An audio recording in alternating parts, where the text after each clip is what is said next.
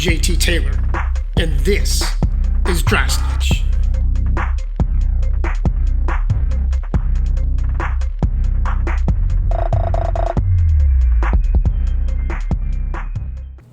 Hey everybody, my name is JT. This is my co-host, my beautiful wife Melissa, and this is Dry Snitch. Welcome to episode 6. Is that right this time?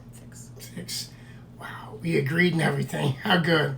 We're off to a banging start here. All right, so for those of you who have never watched Dry Snitch before, basically we talk about all things drug and alcohol abuse, gangs and violence.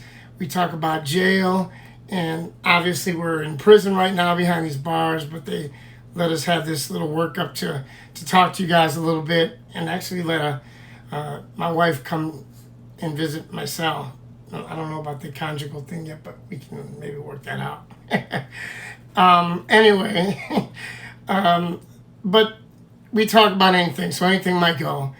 Tonight is basically it's a story of something that just happened a little over 5 years ago, and it was probably, without a doubt, the day that shook my life and probably Melissa's life more than any other day. So on June 1st, 2016, it started out as a great day.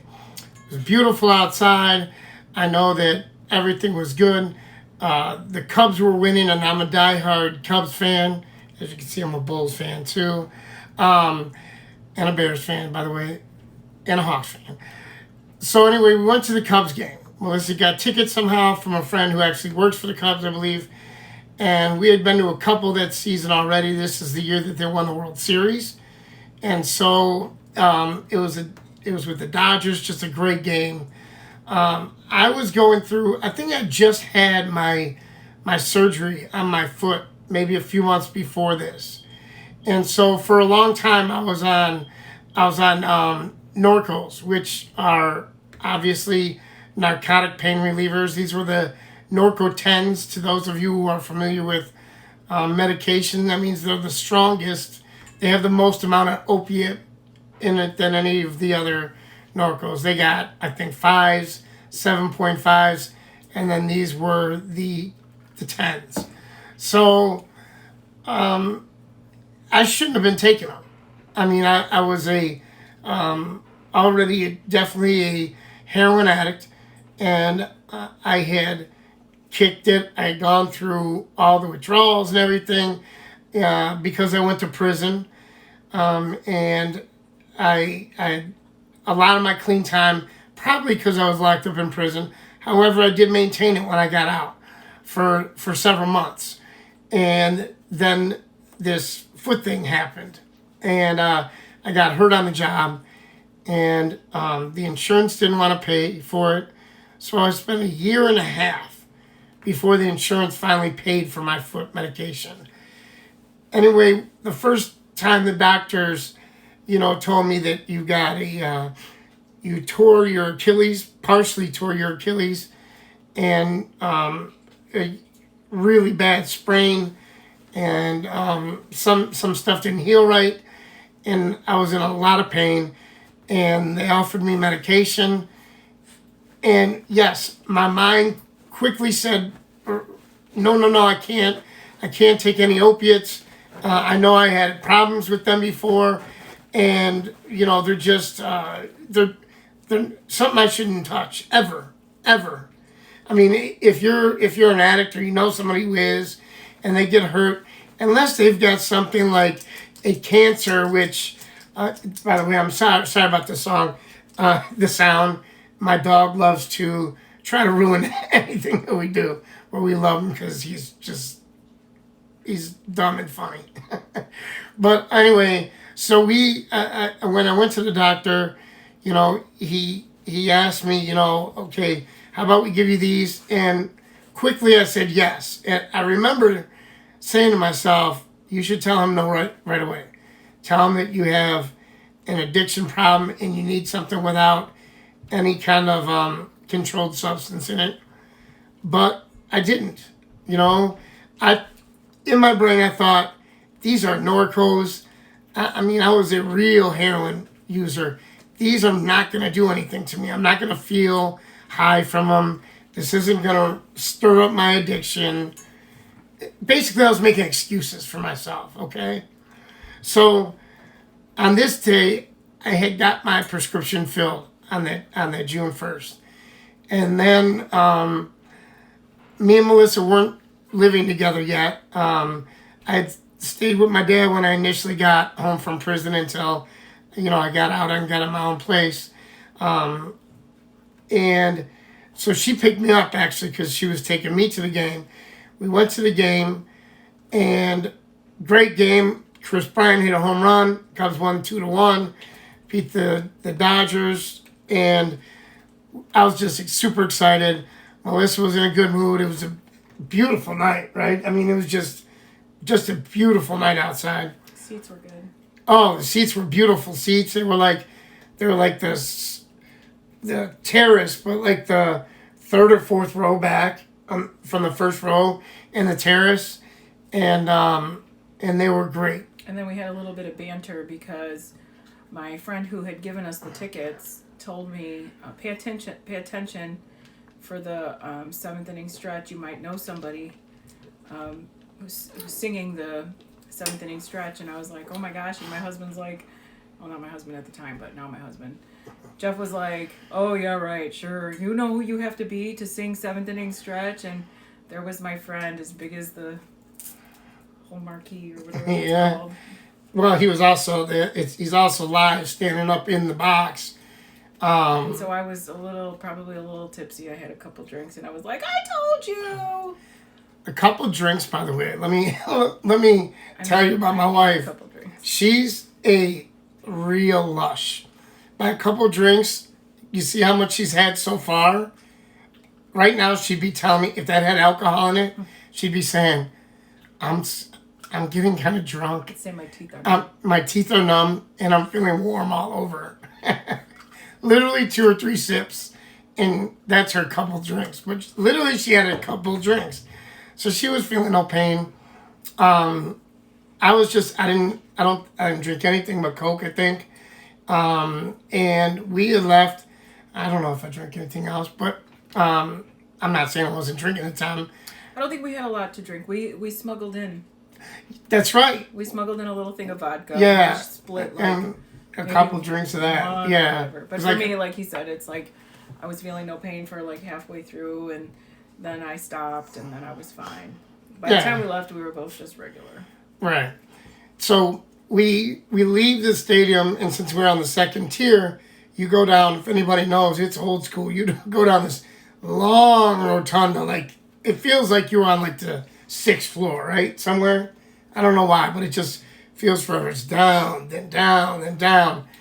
And don't forget, we hung back. He wanted to wait because he had an injury. He had recently just had surgery, so he wanted to hang back so that we could take our time and he wouldn't feel like we were crowded, and we could stop if we needed to, because at that time walking for him was a big deal, and we had parked pretty far away too. We had a long walk to get back to the car.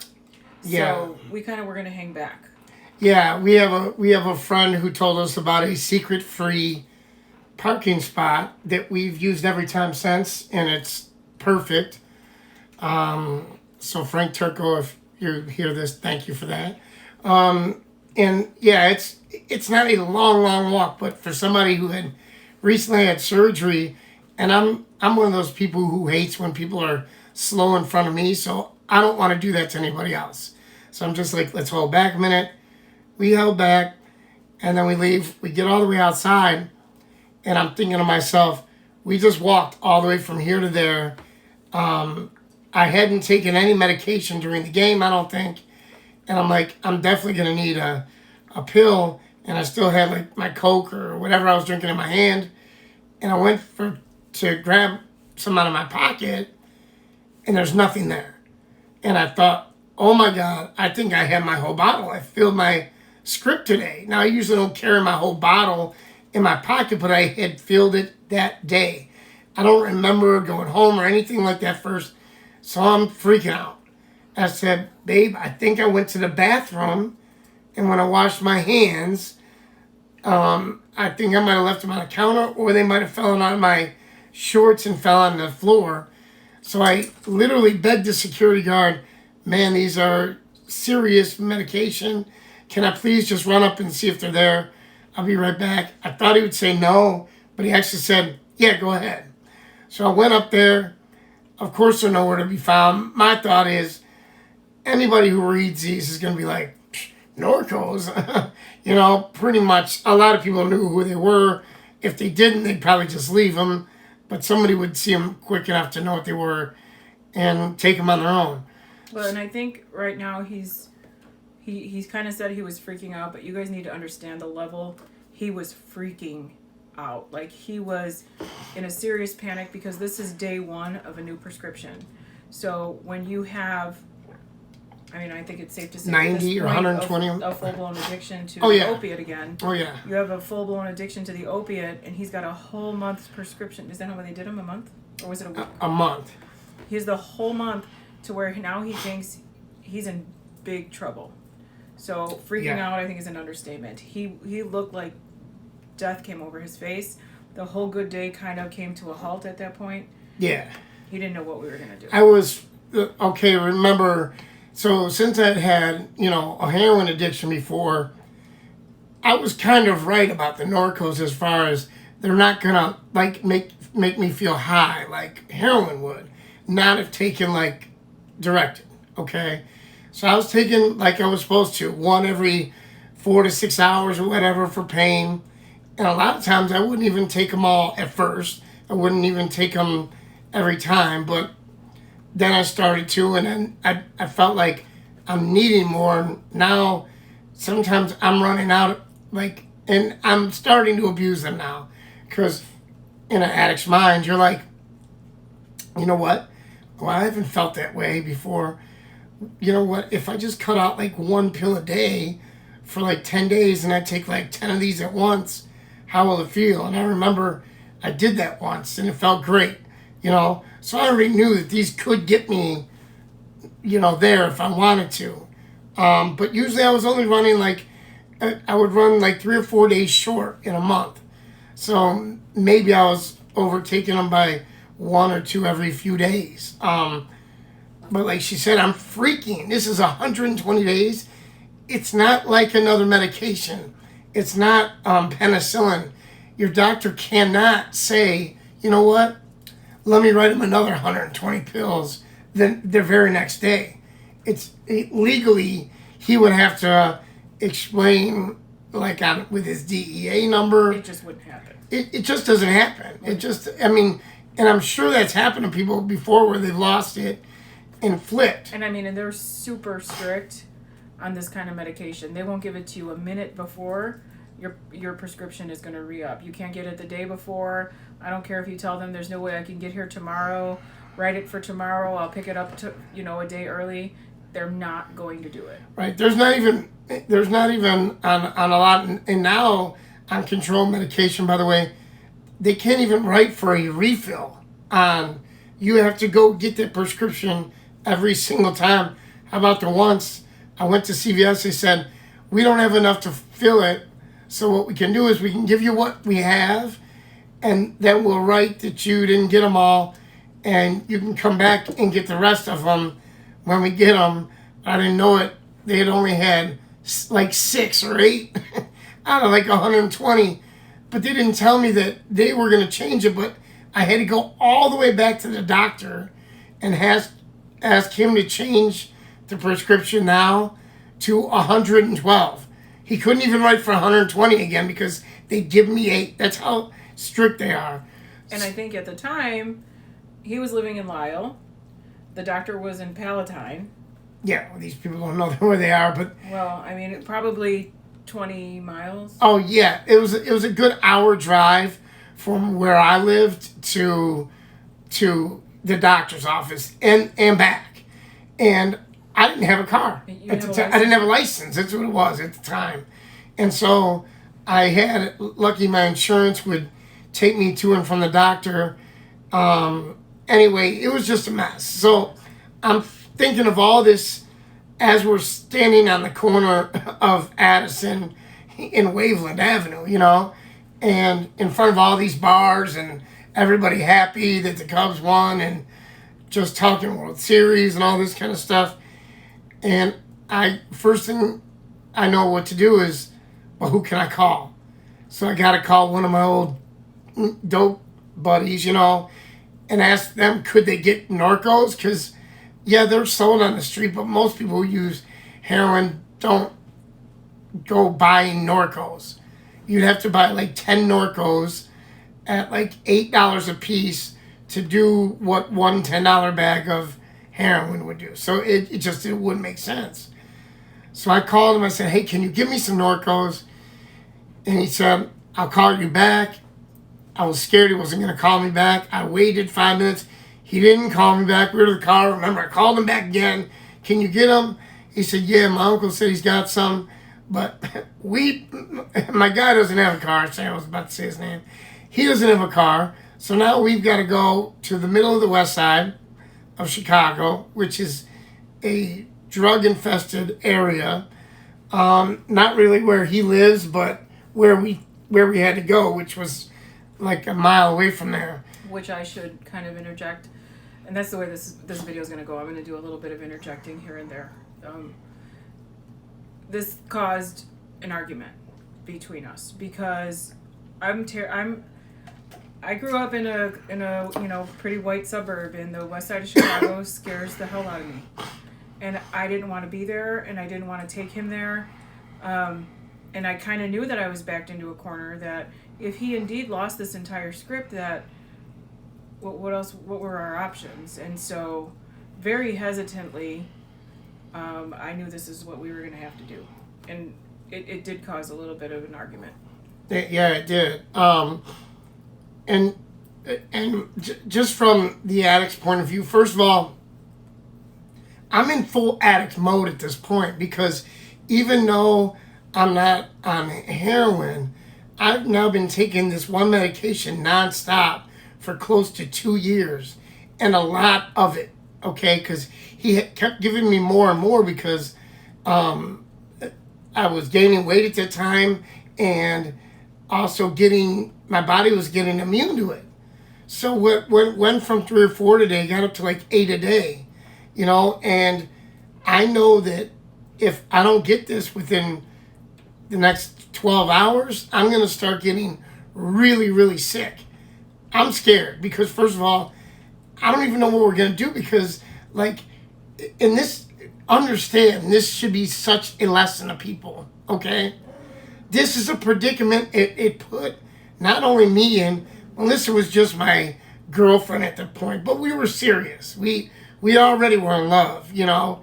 We knew probably then that we were going to spend the rest of our lives together, or at least I had hoped so. So, you know, I'm in this predicament now thinking to myself, you know, how am I going to do this? Because, yeah, I can get them from him, maybe a few for like $5 a piece, but normally they're like $8 a piece. If I'm taking normally 8 to 10 of them a day, you're talking about almost $64 to $80 a day in money. You know, I think I was on like just short-term disability or whatever because, you know, I got hurt at work, and your pay is crap, you know. I hadn't been there that long, so my pay was like, it was nothing. And literally I got, you know, a new girlfriend, and of course, I'm a grown man, so I'm going to pay my dad rent, whether he asked for it or not. And I'm a man who's old-fashioned. I don't want my girlfriend to have to pay for anything when we're on a date, you know? Now we're married, she can pay for it all. But anyway, I was in a, like, I didn't know where to go in my head. So as we're doing this, like, she's starting to say stuff to me like, well, what are we going to do? Like, if you can't, this is after my guy gets out of the car and goes to, you know, see his uncle. She starts asking me those kind of questions right then and there.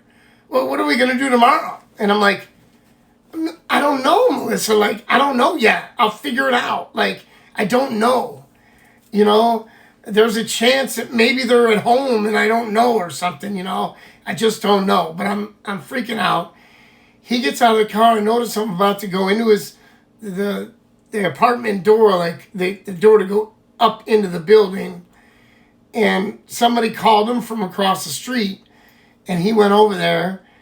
And like, the one thing I don't want it to look like to my wife is a hand-to-hand transaction, like he's a regular drug deal, and it kind of was, but I mean it wasn't in a way. You know, he's a guy trying to help me out with a prescription that he also takes that I'm out of right now and I need some. You know, but that's still illegal since it's a controlled substance.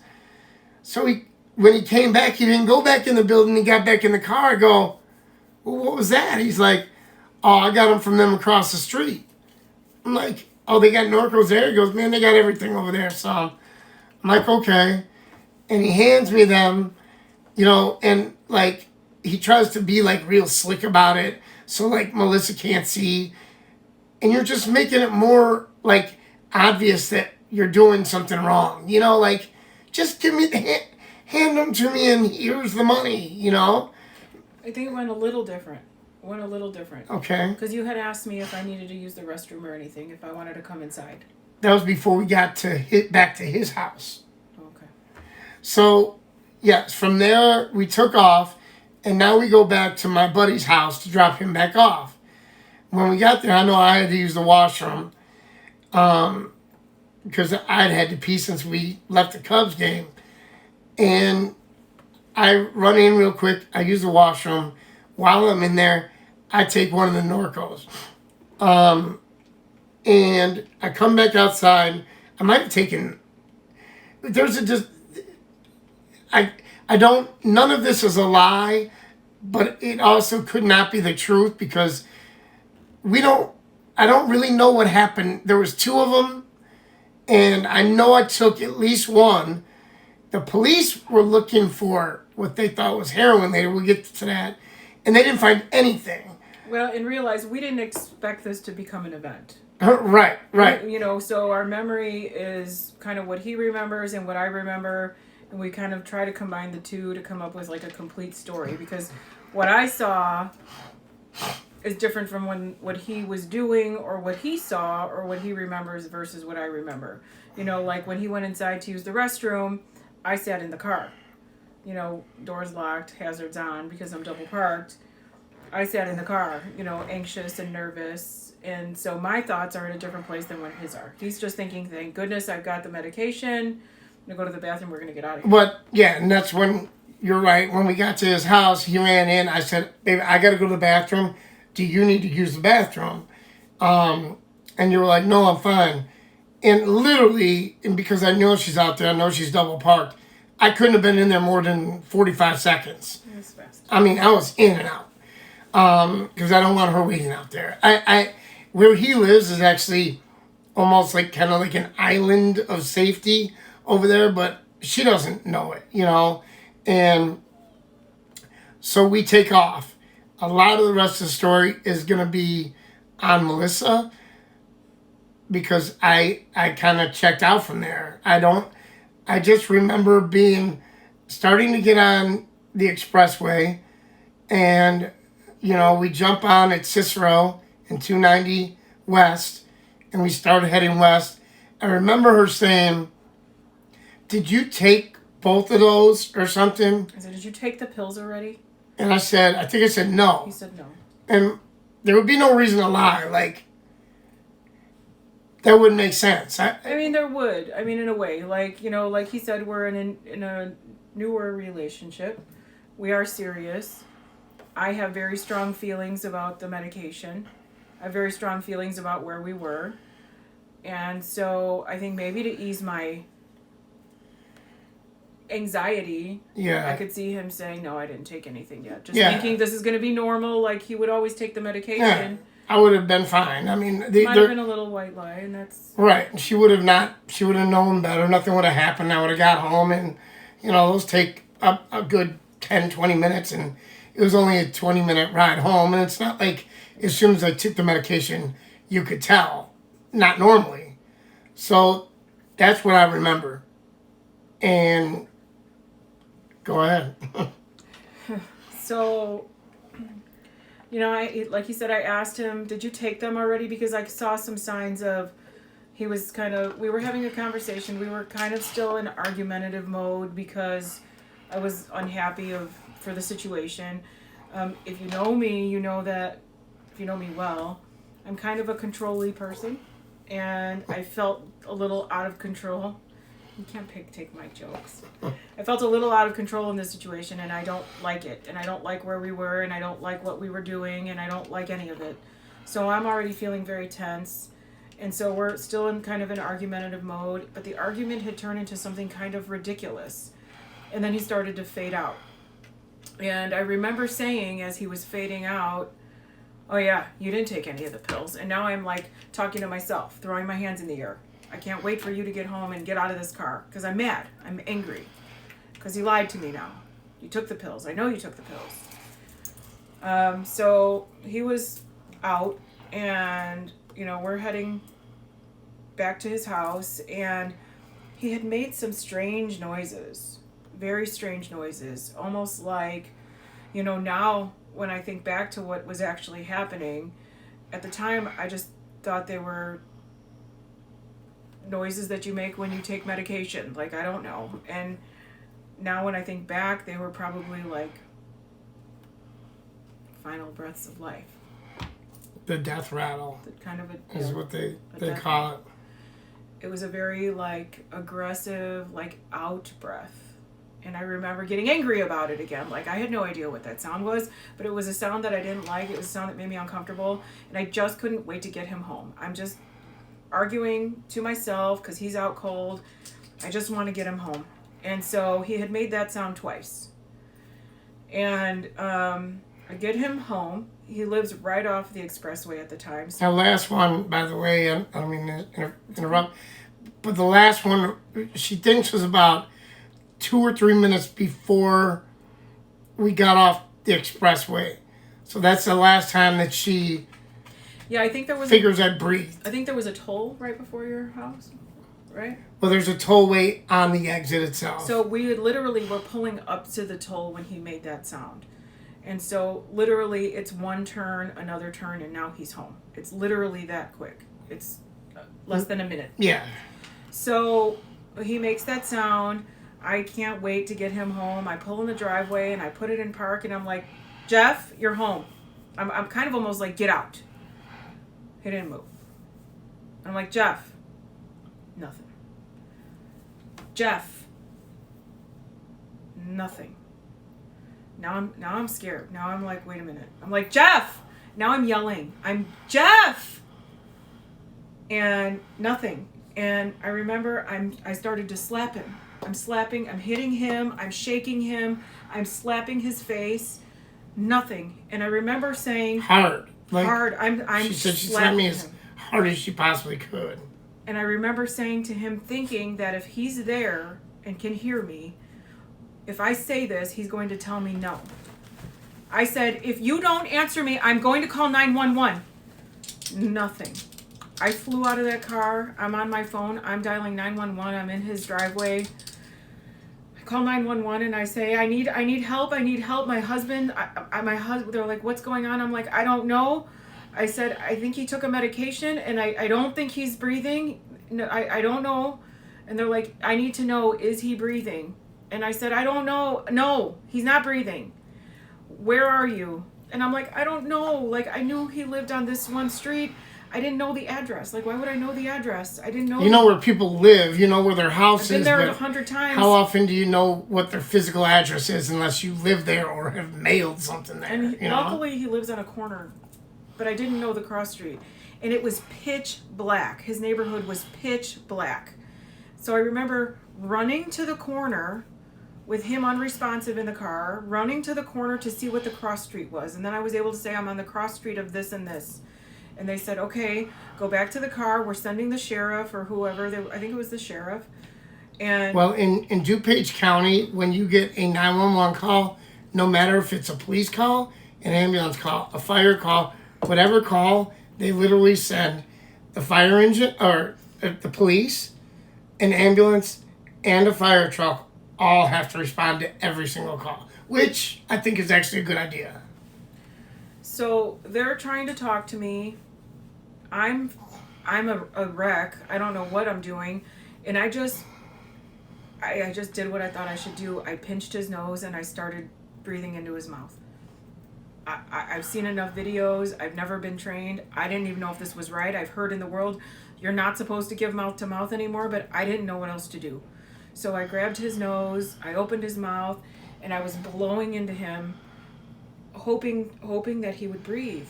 And could you see my chest rising? Honestly, I don't remember. Okay. Honestly, I don't remember. I'm surprised I remember as much as I do. During this, the police pulled up, and the sheriff came out, and she was as tall as I was and probably 70 pounds lighter. She was a little woman. And she said, okay, you gotta help me get him out of the car. And he's a big dude. So I remember trying to get him out, and he was literally dead weight. Like, he was dead. Like, he died in the car. And he was dead weight, and she kept telling me to hold his head, hold his head, hold his head, and we're trying to get him turned and pulled out of the passenger seat of my car. And we get him on the ground, and by that time the fire department, the ambulance, everything had pulled up, and they kind of pulled me away at this point. So they're working on him, and I don't even really know what's going on. The ambulance picks him up, takes him to the ambulance. They did some stuff on the ground, but now they're asking me a lot of questions. At this point, they'd been knocking on the door, and my father-in-law, who was not my father-in-law at the time. By the way, by this time, and I don't think you mentioned the Narcan. Well, I'm getting there. But didn't the officer hit me with the Narcan as soon as she got there, the first one? No. Okay. I don't believe so. Maybe when I got you on the ground, she might have. The fourth one got me too. I thought She might have. Okay. Again, it's very patchy for me because they had me going in a million different directions. I think she told me that when her and the first officer got me, they finally got me out on the ground. She ran and grabbed she had a Narcan in the back of her trunk, and I don't know if they had the inside of the leg one of happened in the ambulance. Or the nose ones. The nose. Oh, the nose ones. Oh, it happened in the ambulance? No, they may have hit you with Narcan when you were laying on the ground. Yeah, I think she hit me with Narcan because it took. Well, you go on. So, in the meantime, they had been knocking on the door to get my father-in-law awake. He was not my father-in-law yet. And he came out, and he was upset. He was angry. And that was like 3 a.m. It was, an hour, right? No, it wasn't that right. It was maybe not even midnight. Okay. 11 o'clock. And everyone wants to know what's going on, and it's a pathological thing. I don't even think to this day, even though he's my husband, I don't know that he doesn't believe me. I typically don't tell lies. I don't know how to lie. I have people who I tell, if you want a secret, please don't tell me, because I don't know how to lie. I don't feel good lying. So I see my dead boyfriend, and I'm going to tell them everything I know, because I don't want him to die. I thought I was going to get through this. Sorry. So they asked what he was taking, and I said, I think Norco. I said, but maybe heroin. Like, I wasn't sure, because I wouldn't expect this from Norco. So they said they wanted to search my car, and I said, go ahead. So I let them search my car, and they didn't find anything in my car. And they asked where we were, and I said we were at a Cubs game, and he lost his medication, and he told me to take him to the west side, so I took him to the west side, and I remember my father-in-law going, the west side? And I felt so little. Like, I thought, he now thinks that I'm that kind of girl. Like, I wanted so much for him to think that I was good, and that I was going to be good for Jeff, and I felt like I disappointed him so much at that moment. And at this point, they had him in the ambulance, and there was some talking, and I didn't really know what's going on, but I learned at this point that he required four shots of Narcan to bring him out. That's a lot of Narcan. And they also, and I've done a little bit of research on it, when they think that they can't get a vein and there's a life-threatening situation, they will sometimes drill a port into your shin bone. Not a medical drill. They had a DeWalt drill right there, and literally, it didn't even wake me up. That's how. When he was dead. That's how sick this medication is and how deadly it is. Somebody can drill you in the leg, and it doesn't even wake you. You know, because, well, yeah, you're dead, you know? And I just remember him telling me afterwards how bad it was going to hurt coming out. He goes, you're lucky you didn't feel it going in. And by the way, when they gave me that fourth shot of Narcan, I don't remember like going or anything like that. He did say that I kind of did that in the ambulance. It was just me and like 3 guys, I think, 2 in the front, or like there was just people, like, it seemed like everywhere, and they were panicking, so they were scaring me. Well, and you guys got to understand, like, this took a long time to tell you, but this all happened in like 5 to 8 minutes. Right. Like everything I said, from pulling in the driveway to blowing in his mouth to the sheriff arriving to the Narcan to the drill, we're talking 8 minutes, 10 minutes. The doctor, the guy, the paramedic told me that I was dead somewhere between 8 and 10 minutes. They like have a timeline sheet that prints out in the ambulance from first call of no breath that said I was already probably not breathing for 2 to 3 minutes and all this stuff. He goes, "You're between 8 and 10." He goes, "We were almost about to call it. Like, it would have been a waste to put a 5th Narcan on you. Like, and you were showing no responsiveness at all."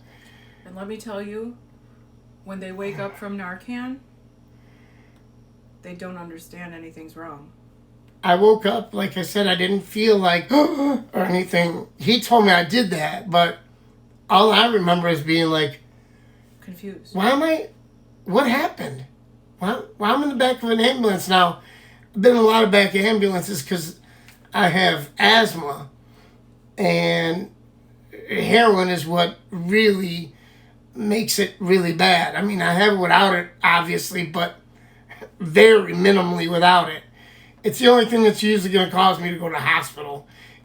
Any kind of opiate mixed with, but heroin even more so. So I thought maybe I had an asthma attack, but I wasn't really struggling with asthma at that time because I was using Norco and I don't think I was even carrying an inhaler at that point. Well, Norco is still an opiate, so he still would require to have an inhaler, but it wasn't something I used severe as it could be as when you're inactive. So I said, "What am I doing here?" He's like, you were dead." He's like, "We got to take you to we're going to take you to the hospital." And then I started thinking, I remember for a minute, like, where's Melissa?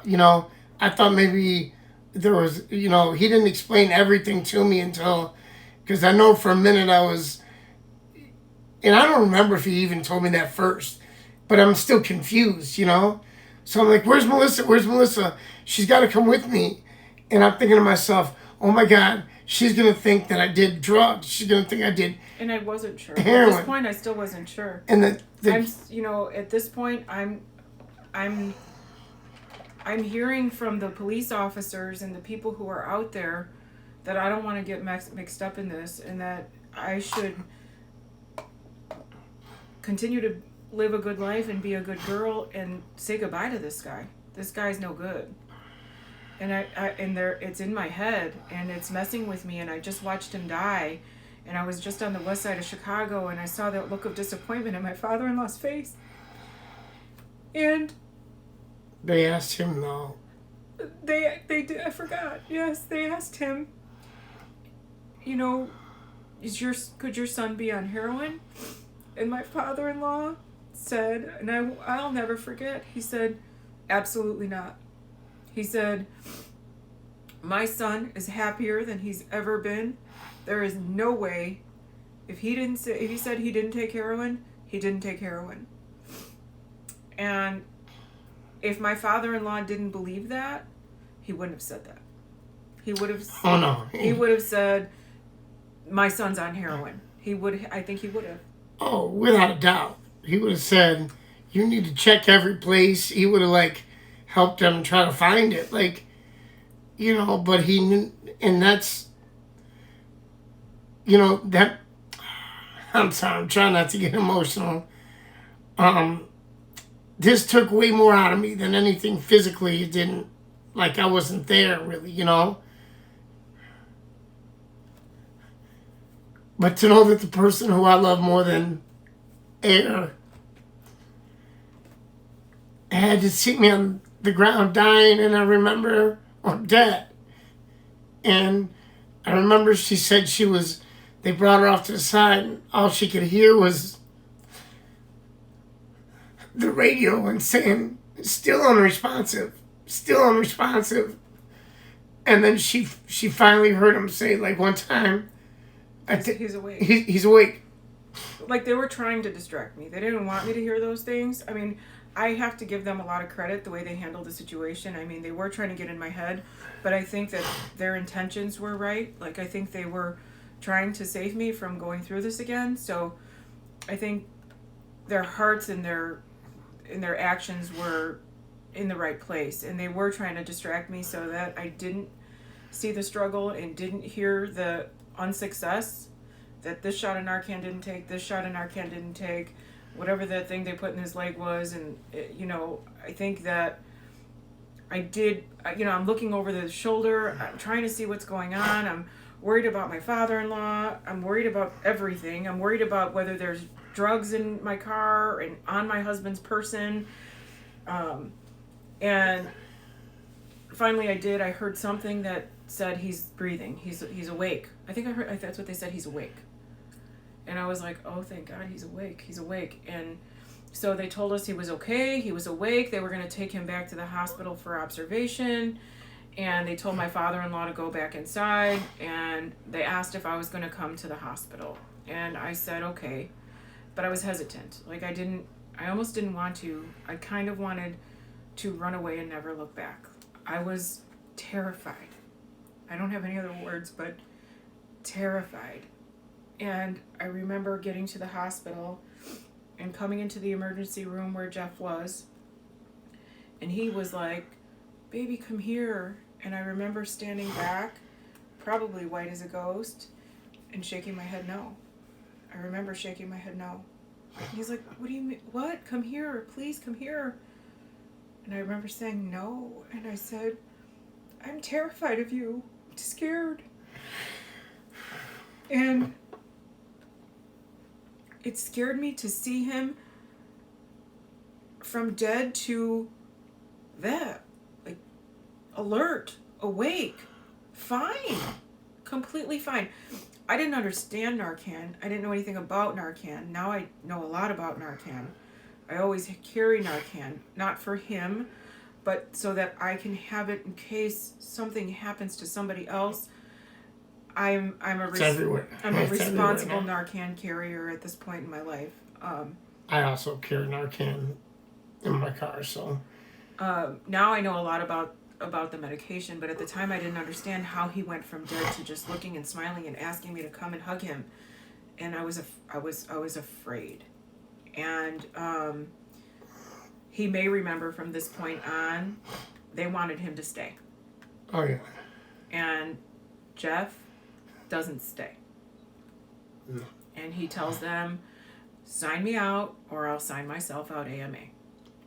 Let me go or I'll sign myself out AMA. So one thing I didn't understand that I understand now, what Narcan does is it like, I'm not going to say medically what it does because that's a whole nother story, but essentially what it does is it removes it all.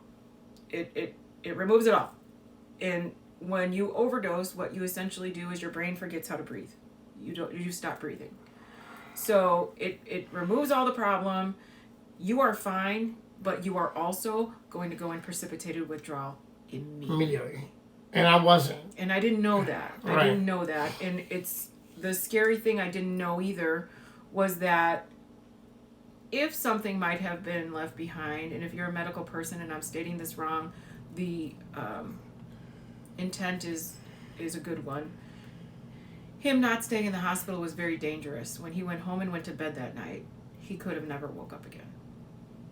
And I think I innately know that they want him to stay for a good reason. I don't think they stated that to us, that if they may have to him. No. I don't think they stated if you go home you can die. But I think what they stated is it's very important that you stay here, that we put you under observation overnight. And he wouldn't stay. So I took him home. I mean, it wasn't so much that, and believe me, if I'm sick at a hospital and I know I'm not well enough to go home, I won't fight them. And Melissa will tell you that. I won't fight them. I'll say, there's almost been times when I said, you need to keep me. I'm not okay. Like, I've been in, just with Melissa in the last 6 years, I probably spent at least 20 or 30 nights in the hospital, right? I hope not that many. I'm talking about nights, not visits. Probably about a good 12 visits, I would think, in the last 6 years. Maybe. Anyway, whatever. It's been a lot, okay? I will stay if I'm, sick or whatever. I felt completely fine. I understand. They never explained to me anything about, anything. I wanted them. I kept asking them because they were telling me, where'd you buy the drugs from? We know you're on drugs, blah, blah, blah. But yet I go, you just searched me. You cut off my pants. It sounds stupid, but Melissa had just brought me a brand new Cubs Schwarber jersey, which, when somebody you love, really, that was probably the first gift she'd gives you that, and then takes you to a game the year they're going to win the World Series. That meant so much to me. And snip. yeah, Cut the whole thing right instead off. of just popping the button, but I mean, It was a t-shirt. Huh? It was a t-shirt. It was a Schwarber No. It wasn't. It was a jersey over a t-shirt. And so they snipped it. It was a jersey. And they snipped it, and it was gone. So I knew that they took blood and a urine sample right away. I said, you keep saying this, but all I keep asking you for is the results of the test. Because then you're going to stop all this crap and telling. They made Melissa feel like she was stupid. I think they even said to her, you said this. I don't know if you said that it felt like they were saying this, or they actually said, what are you, stupid, getting off at Cicero Avenue and bringing him to, where did you think he was going to take you? Come on, you're going to go get, prescription pills from over there. And by the way, my pills were inside my house the whole time. What a unbelievable, if it wasn't such a relief that I found them and I didn't have to worry about the rest of the month, I would have actually, rather than had been gone, to justify what we had gone through.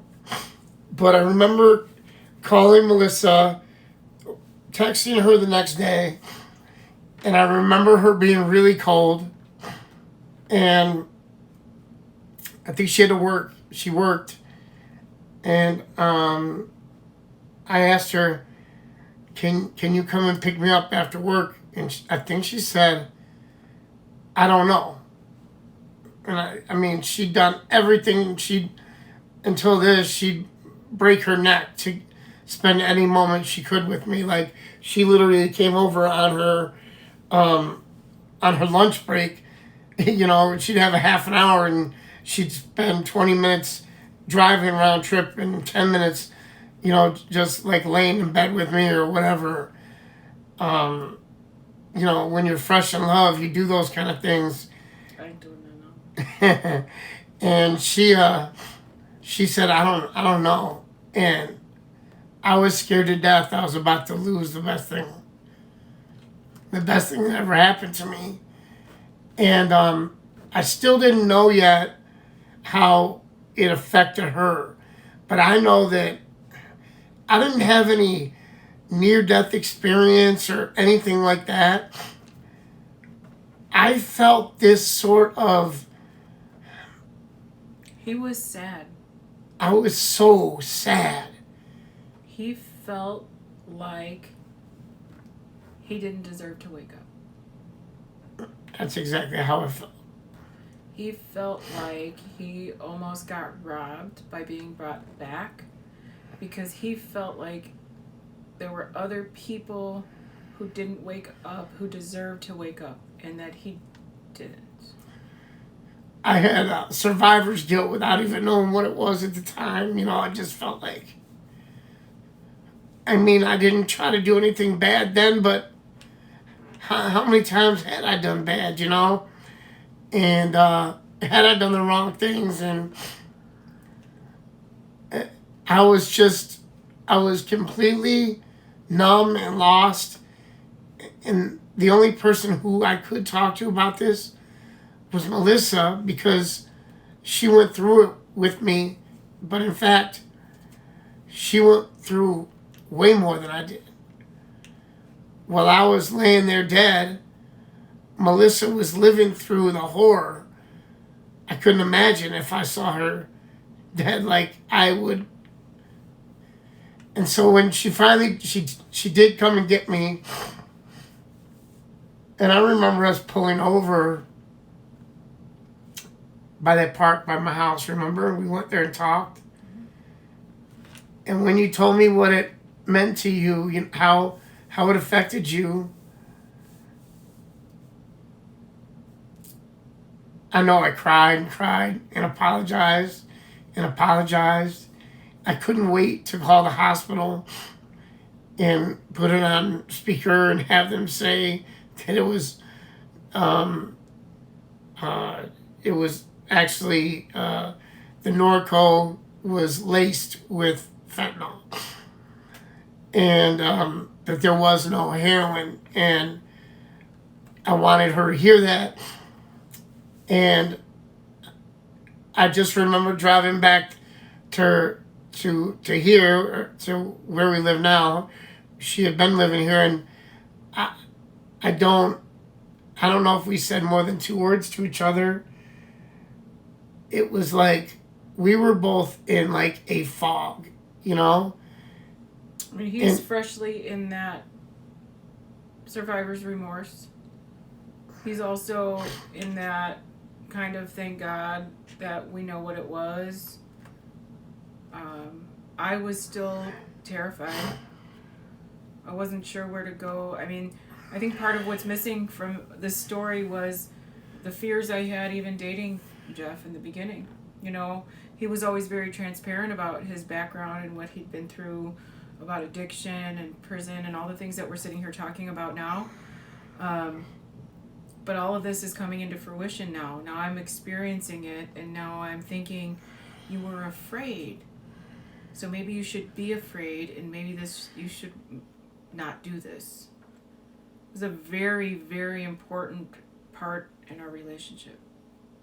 Without a doubt, that I mean, it rocked both of our worlds. I think better, worse than we've ever been rocked before in our lives.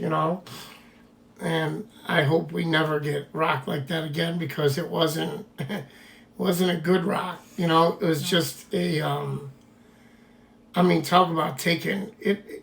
I guess would you compare it with? It stole your joy from you for like, I don't know how long, and it just slowly had to build back to get any kind of happiness. Do you know what I mean? And I'm not gonna lie to you to tell you that I don't think I still suffer from that. I think. I think we both do. I've done irrational things. I've texted Jeff and he doesn't answer, and I've jumped in my car to come home because I have visions of a dead Jeff. And it's irrational. And I know it's irrational, but it's still my response. And it's because I care about him. And we're usually very communicative. And if there is a lapse, people take naps, people take showers, people take the dogs for a walk around the block.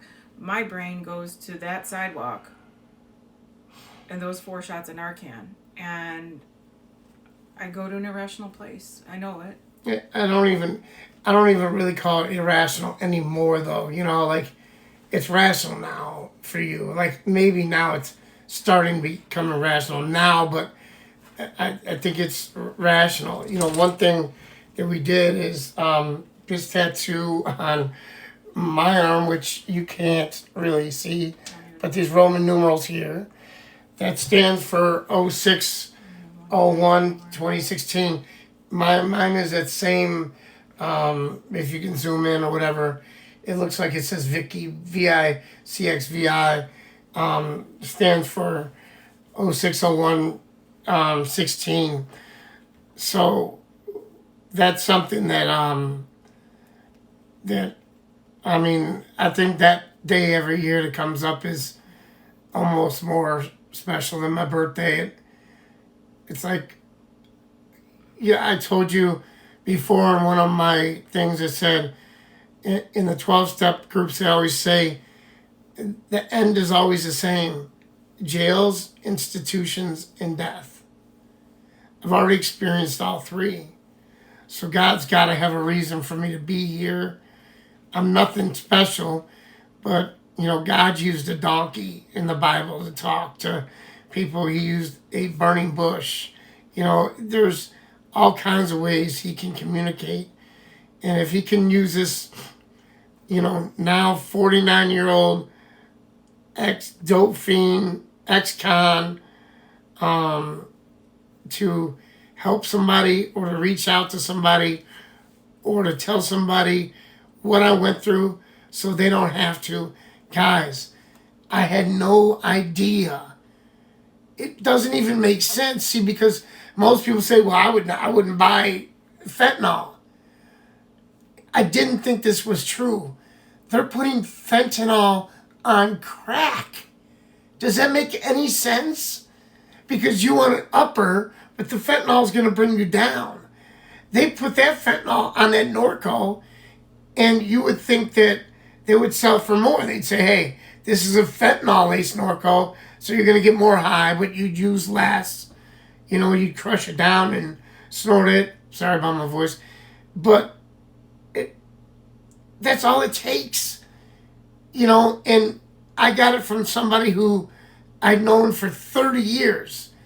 And he ended up getting it just from somebody who he'd known for a while, but obviously wasn't trustworthy. Or maybe he didn't know. I don't know. He took... That's right. I had to call him right away, and I caught him in a deep, deep nod. Finally woke him up after, 4 or 5 phone calls. And I tried to keep calling him, and I wasn't sure the next day was he alive or dead, you know, because I know he had got some too. So, you know, I know this might not be a funny video, may not be any reason to laugh or joke, but this is serious business. Man, you guys, I've been one of those people who, this disease is so sick that I've been around it so many times when they'll say, man, they're selling dope on Chicago and such corner, and like 10 people have overdosed. And you know what dope fiends are saying? What corners? I'm going to get some. They're thinking, that must be real good dope. I just won't take as much. It's laced with fentanyl. Fentanyl, have you seen it? The regular fentanyl is 100 times more powerful than heroin. And then the car fentanyl stuff that they're coming out with is what, 100 times more powerful than fentanyl. That's millions times more powerful than heroin. And if you think of a grain of sand, it's a grain of the fentanyl is like a third the size of a grain of sand, okay? If you get 3 of those grains in a $10 bag, there's a good likelihood you're going to die. How would you know? Do you think that there are biologists up there with a microscope and they're throwing that crap in a blender and throwing a fentanyl in a blender, and they're like putting a bunch of crap with it, and ain't nothing. All the rest is going to be just garbage for your system. And that fentanyl, oh, that one only got 1. He's okay. That one got 2. Woo, that was close. That one got 6. He was instantaneously dead. He didn't want. They said they were finding people in a 1-block radius. They found 8 people dead in one day. In a 1-block radius. That means these people ain't walked away fully yet. They were sick or whatever.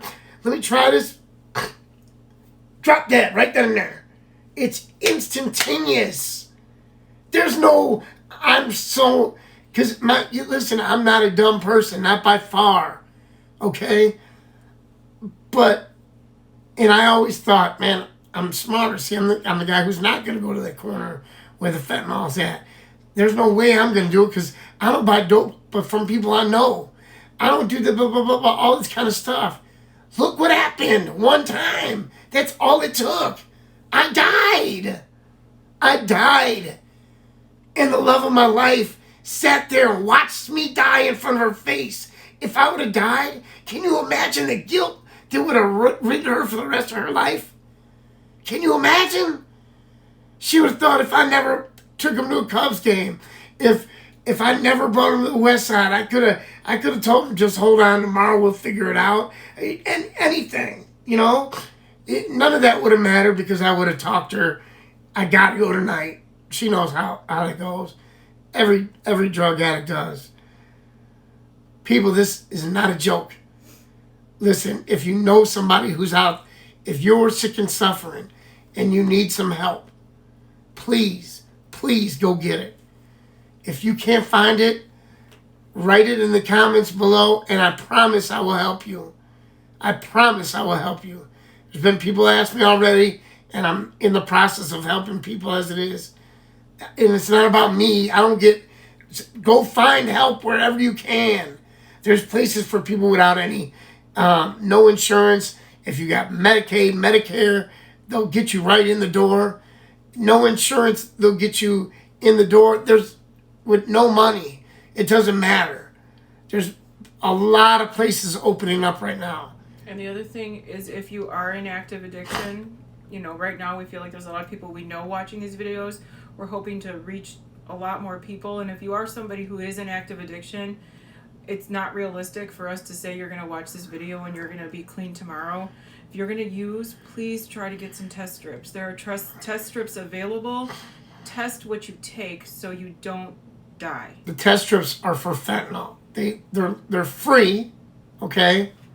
I will get the that information, and it might not be in this link for this video, but it'll be shortly. I'll have it linked in my next video. I'll definitely have it linked, or I'll tell you guys on the air. But you can always call. It's called the SAMHSA hotline. I believe it's SAMSHA. And they can try to help you. Ask them where to get these test strips, But please, if you know somebody who's suffering from this disease, even if they're not heroin addicts, I just told you, it's on crack, it's on cocaine. I've heard it's on weed. It's on weed. It's on methamphetamine. Why? Why is it? Because you're addictive. It's so addictive that if you use it a few times, you can't stop. And now you gotta go. Now you got a weed head who does nothing but want to smoke some weed off the street. So if you're gonna buy weed, Smoke all the weed you want. I ain't got nothing against weed. Get it from the dispensary. Okay? Be smart. Be smart. If you know somebody who's out there and they're using, have them look at this video first before any of the other episodes.